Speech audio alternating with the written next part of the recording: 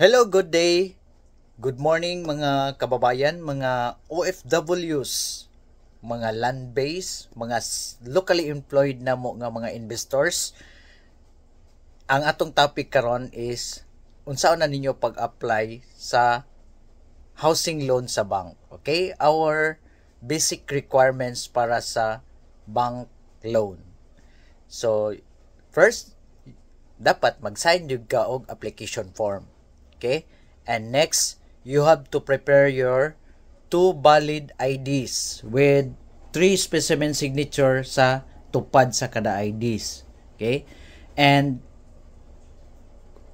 dapat ang imo sang wife or both husband and wife namoy 2 valid IDs.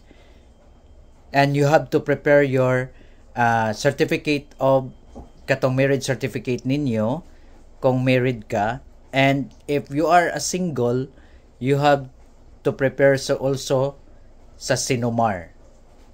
Nya, kung separated sad mo sa imuhang dapat legally separated, and kung annulled, dapat na court order nga annulled yun mo sa imuhang partner.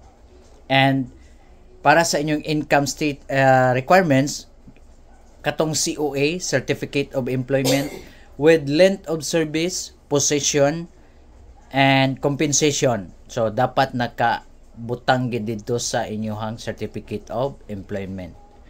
And then, prepare sad ka og latest 3 months pay slips. Okay?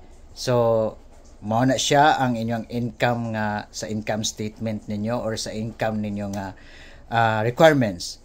And for the seafarers, kay lain-lain man ni siya, seafarers and land-based. So, ang seafarers, dapat naato katong POAA nga kuano, katong iyahang contract nga katong sa inyong manning agency. And then, mao gyapon, latest 3 months nga pay slips. Okay? And then, kato sa land-based, mao to katong COA with length of service, compensation nga nakabutang pod, and naay email address sa imuhang supervisor or sa imong HR kay tawagan biya na sa taga-bangko kung land-based ka. And 3 months pay slip. Okay? So, thank you kaayo sa inyong pagpaminaw, and I'm here to serve you. Your real estate salesperson, Lujin Binghay.